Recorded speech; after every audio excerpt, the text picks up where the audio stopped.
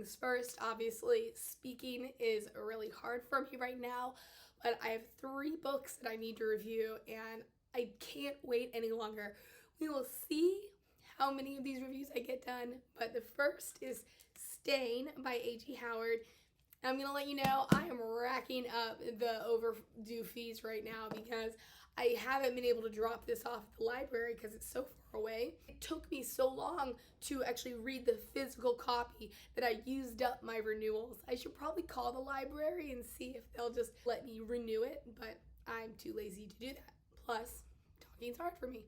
Anyways, I wanted to do Stain because if you've kept up with my channel, you know I'm not a huge A.G. Howard fan. I have definitely reviewed Roseblood and The Architect of Song. I feel like I've done one more review, but I can't remember what that book is, so I guess I haven't. However, I have read the Splintered series, which is based off of Alice in Wonderland. That's one thing I like about Howard. That's one thing that makes me pick up her books is how she bases them off of fairy tales. However, I only liked the first book in the Splintered series. I'm thinking about reviewing them, although I really don't want to put myself through that again. However, I am happy to say that I liked Stain. I think it's an amalgamation of a lot of fairy tales, but the one thing I didn't care for is the thing that hurts her writing in terms of like whether or not I like it, and that is it's very heavy. If you can't tell, this is a big book. And I know this is fantasy, and fantasy by nature is going to be a heftier book. But there came a point where I said, you know what? I don't need some of this excess. So I would skim until I got to an important part. There's a lot of description, and there's just a lot of talking, like on Howard's part. So I would skip through all of this exposition to get to the action. The other thing is her covers are so beautiful. It's hard for me not to pick up an A.G. Howard book, and I know I had said I was never going to pick another one up, but this one had been on my TBR, and I'm trying to get through my old TBRs.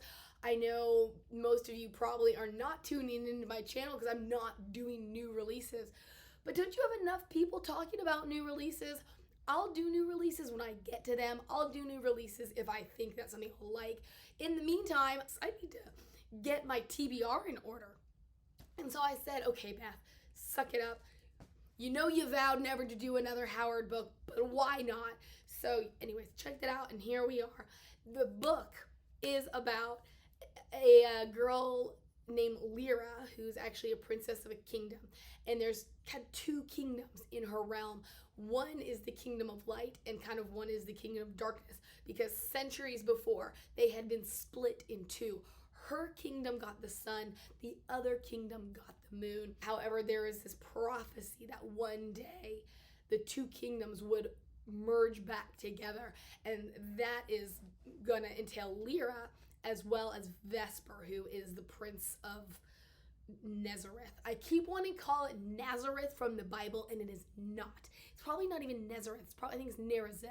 Yes, it's Nerazeth. So please forgive me if I say it wrong. I'm just trying to get words out at this point. It's just about Lyra, who is supposed to marry Vesper. However, her evil stepmother, so here we're getting kind of this Cinderella fairy tale. Her stepmother, not her stepmother, her aunt, who is still very close to that Cinderella idea. Her aunt is like, you know what?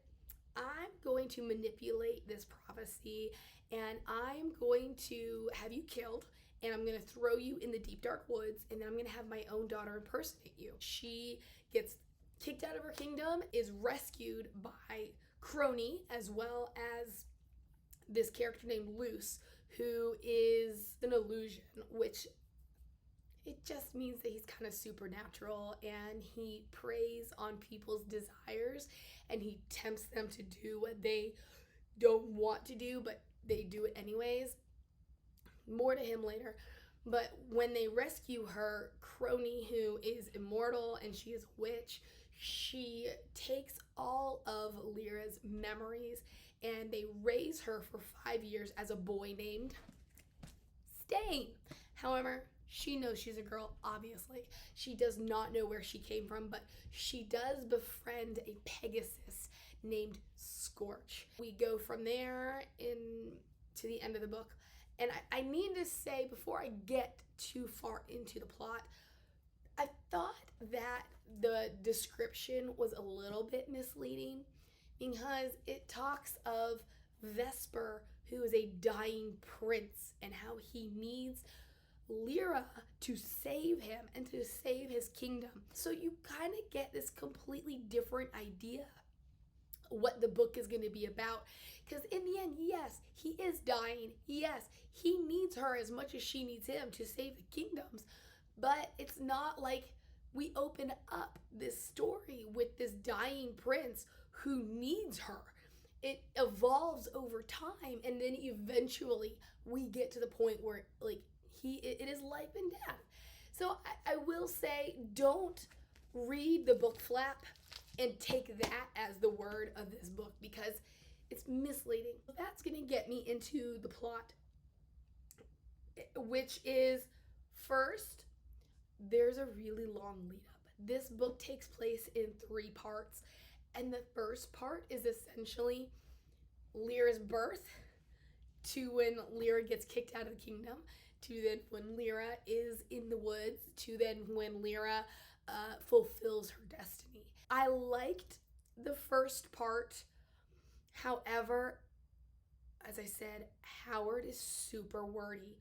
So it felt like it took a long time to get to the heart of the matter, which is Lyra's mother dies in childbirth because her aunt Griselda, who is her father's sister, had Luce, who she'd been having an affair with, essentially trick her into plucking a flower, and this flower poisoned her, and so then she died, but that poison injected itself into Lyra, so that Lyra, who is the princess of this sun kingdom, can't even go out in the sun without severe blistering.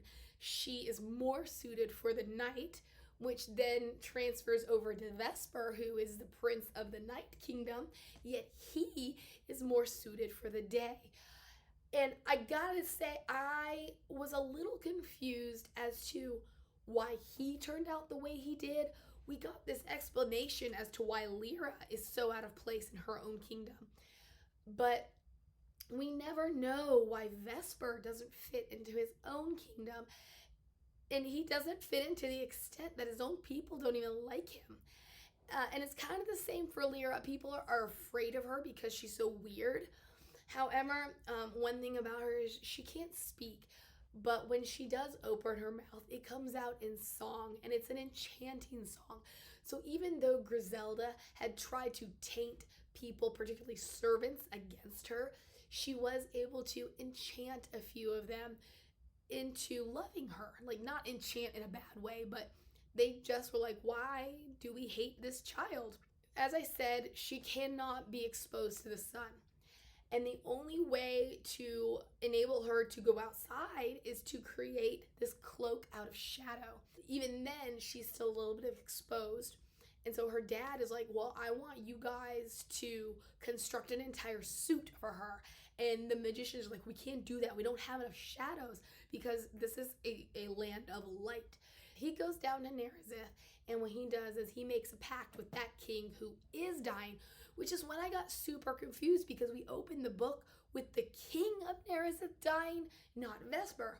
Anyways, so he actually makes a pact with the mother, the queen lady or lady mother, whatever you want to call her. So he makes this pact in which they will provide the Night Kingdom with stuff they need, and then the Night Kingdom will provide the Light Kingdom with what they need until the time that Vesper and Lyra can marry. However, Griselda's like, I don't think so. So she has him killed, and then she also has his first knight killed. And I enjoyed that. My favorite part of this first part was learning her backstory. So here's a bit of a spoiler. She actually was born Glistenda, and she is the older sister. However, when her dad started dying and it became clear that her brother was going to take over, she kind of hardened her heart and she started getting into all kinds of stuff, which is when she met Luce. And then this is how Luce lost his wings, because they eventually formed the pact after the king married the queen and then she plucked the flower. They not really formed a pact, but he was like, you know what, I can help you. And since it was more meddlesome than what he usually does, he would whisper into people to do stuff that maybe they didn't want to do, but he just went a step too far in tempting her to pick this rose. So he lost his wings and now he's earthbound. So we have this tree that his wings are on and blah, blah, blah. So he is earthbound until he essentially does things for others to the point where he can earn them back. So Glistenda had the king killed and she had his first knight killed. And what we learn is that she had been in love with this knight, but he resisted her wiles. She tricked him into going into the woods with her. But before he could get to her, she was sort of sealed into these woods that are essentially bound by magic. And it's where all the thieves and things go. So it's just a nasty place to be. And she ends up getting caught by the shades or whatever they're called. They say, hey, you know what? You have two options. We can either kill you or you can give up a part of yourself. She gives up her conscience.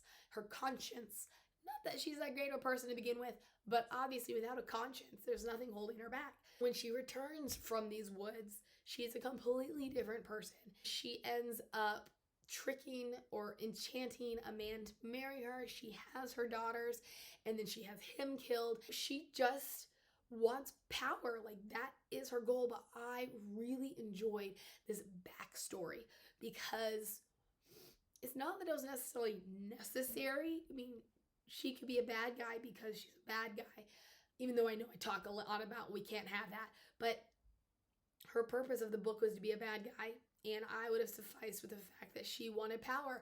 But I enjoyed seeing how she'd never been the best kind of person, but I liked seeing how she'd had potential until she gave up her conscience, and then this is who she became. Again, she kills her brother and she has come up with this plan to get Lyra out of the way so that her daughters have really great names, but I can never remember exactly what they are. Averset, Rathalin, and Lustacia.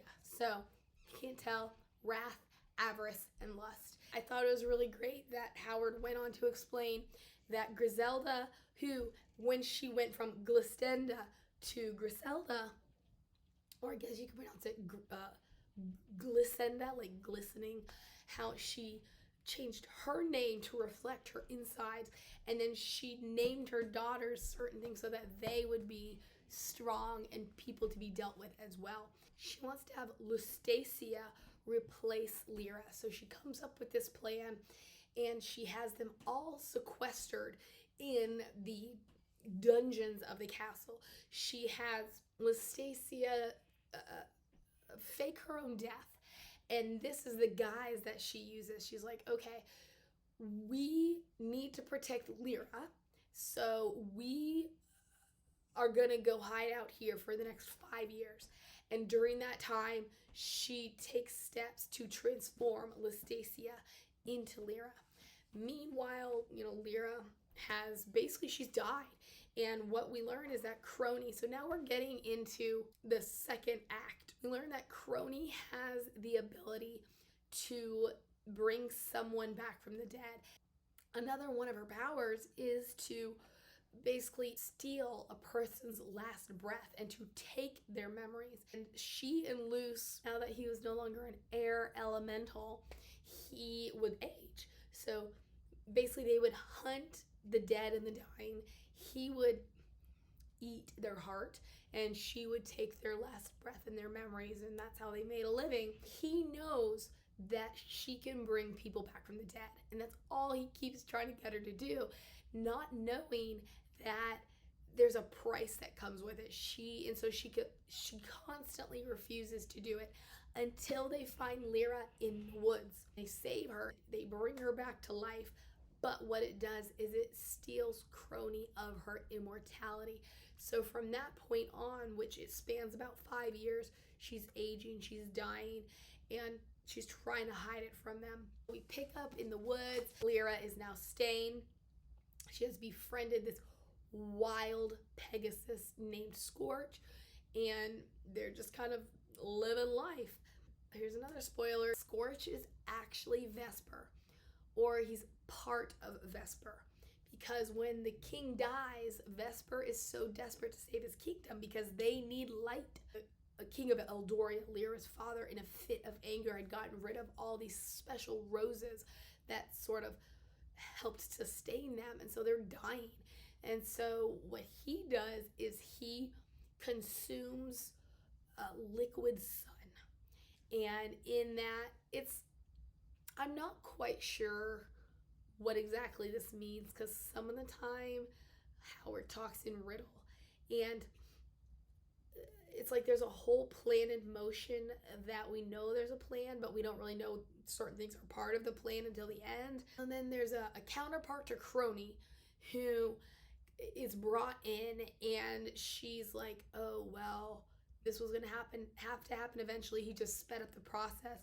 But what I can do is I can separate kind of the good part of him from the reckless part of him. What she does with this reckless part is turns into a Pegasus who roams these woods and eventually befriends Lyra. That is kind of how they're set up to fall in love and be together, because when that 5-year period ends is when they're both of age to be married.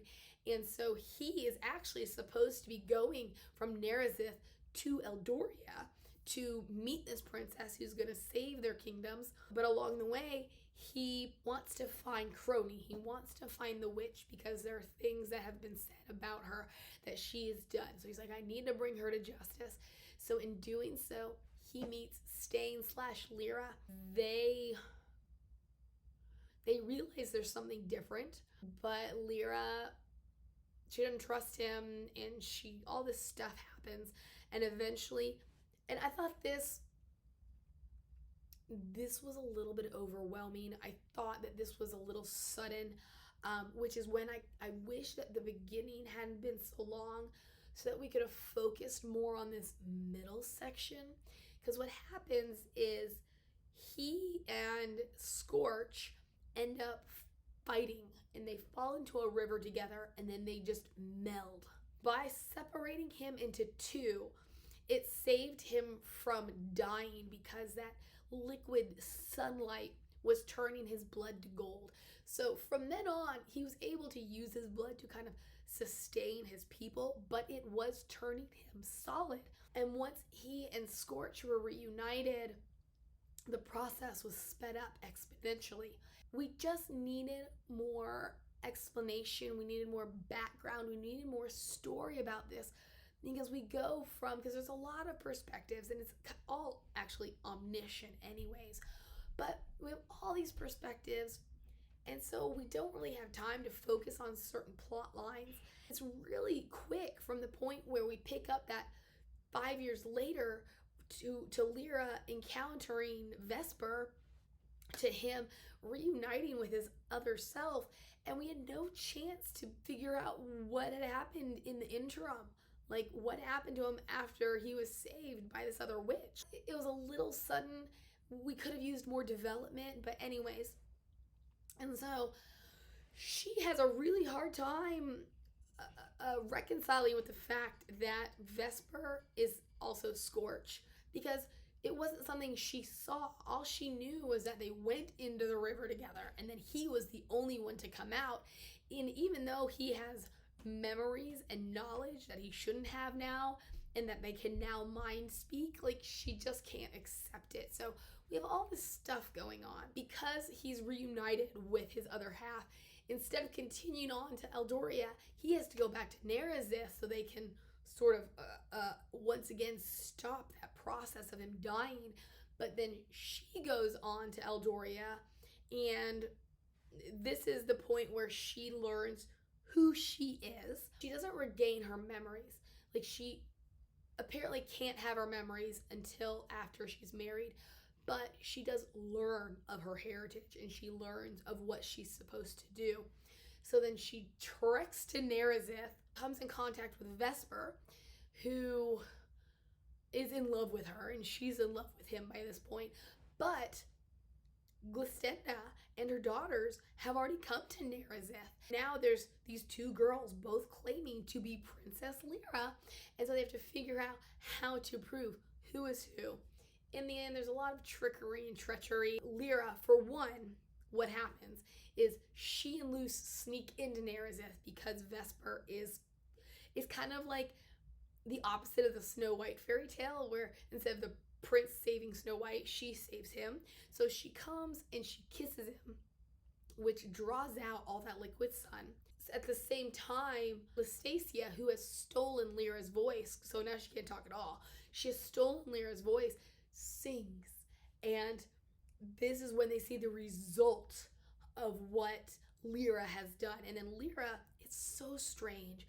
As much as I like the storytelling and the enchantedness of it all, there's a lot that's really weird. And so she kisses him, absorbs all of the liquid sun. She's like wrapped in foliage and like skyrocketed off into space or something. It's all really strange. I kind of glazed over it because, again, there was just a lot of exposition that I was over. I was like, I need to get to the exciting stuff, which it sounds exciting until you get lots and lots, like pages upon pages of words without action, without plot.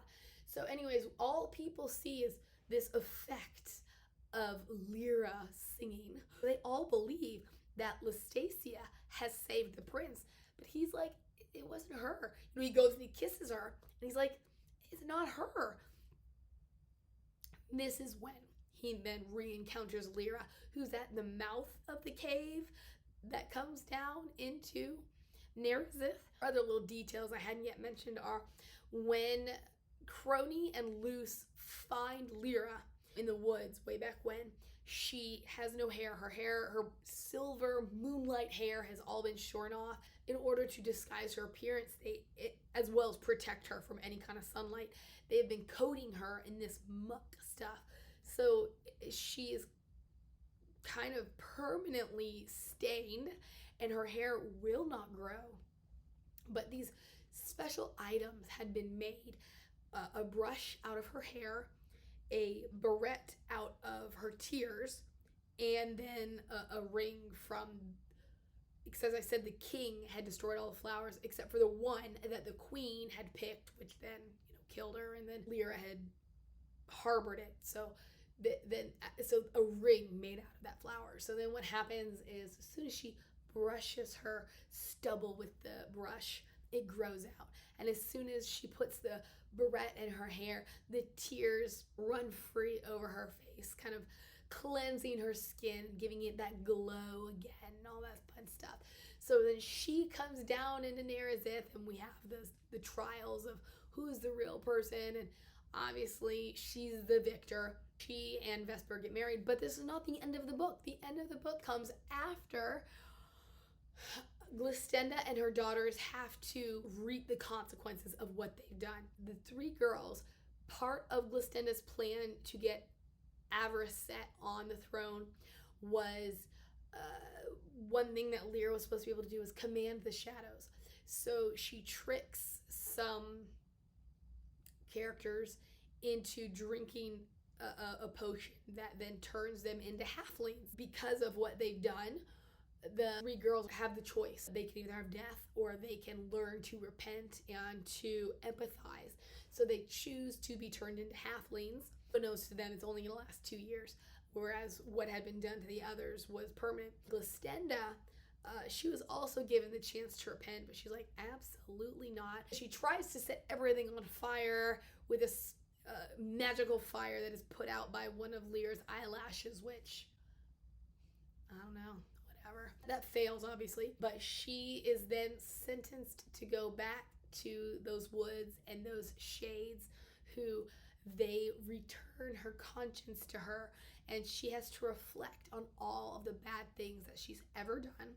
And then to top it all off, she is given the knight's last memory, which was he had been planning on proposing to her the day she had him murdered. She dies, and we have our happily ever after. The day and the night realms are rejoined. The sun and the moon are both back in the skies, and Crony dies as well. What had happened is obviously she'd lost her immortality. Glistenda, before she took her daughters down to Nerazeth, was like, we need to burn the tree that has Luce's wings. She has someone do that, and Crony, in an attempt to rescue the wings, gets burned. And so this is essentially what is happening to her as everything else is. She's lying in this garden dying. The other witch comes and joins her and allows her, because she has a seeing third eye, and allows her to see all this stuff, but she ends up dying. So here's another really cool thing, slash kind of not cool, but it was unexpected for me. I don't know how I think of it, but we learn that the two kingdoms had at one time or another been united, aside from geography. Like, they had gotten along, but when they were torn apart, that is when they became warring nations. And they were torn apart because hundreds of years before, they had banded together to destroy this certain kind of creature. The other witch, who what is her name? Madame Diadia? She'd had a son. Crony had been the enchantress of Eldoria. And then Madame Diadia's son had been the sorcerer of Nerazeth. And he was obsessed with eternal life, because while his mother was immortal, his father had been human, so he was not immortal. They defeat these creatures, but then what he does, thinking that they have information about how he can gain immortality, he finds a nest. He merges his consciousness enough with this nest that he can no longer separate himself, and it's affecting the sun and the moon and their places in the skies. The king from Eldoria is coming to Nerazeth, and he's like, dude, this is not okay. What's going on? We know it's your sorcerer. We gotta stop him. But Diadia, who had formed a special bond with Crony, calls to Crony first and is like, please come help me. What she wants Crony to do is to save her son, essentially do the whole bring someone back from the dead thing. Crony is like, I can't do it, because she can see not necessarily what was in his heart, but she could see what would happen because of his link to this creature. This is what then tears them asunder. But in Crony essentially is the bringer of death to Diadia's son. With his death and his link to these creatures is what ultimately tears the two kingdoms in two and takes one with the sun and one with the moon. So it's kind of her fault that everybody is in the position they're in, but at the same time, she also sort of saved things from something that could be a much worse fate. It's a really, really interesting book. There's a lot of great storytelling. I love the imagination, but it was weighty. It made me very tired at times, like mentally tired. I couldn't absorb everything that was being said because there's so much of it, and it wasn't a lot of action. It was just a lot of telling, of description, of background. I do wish that it had been a bit more succinct in its storytelling, or maybe she had pared down some of what she did. But I gotta say, it's not a bad book. It's definitely better than Roseblood and Architect of Song. Not, in my opinion, as good as Splintered.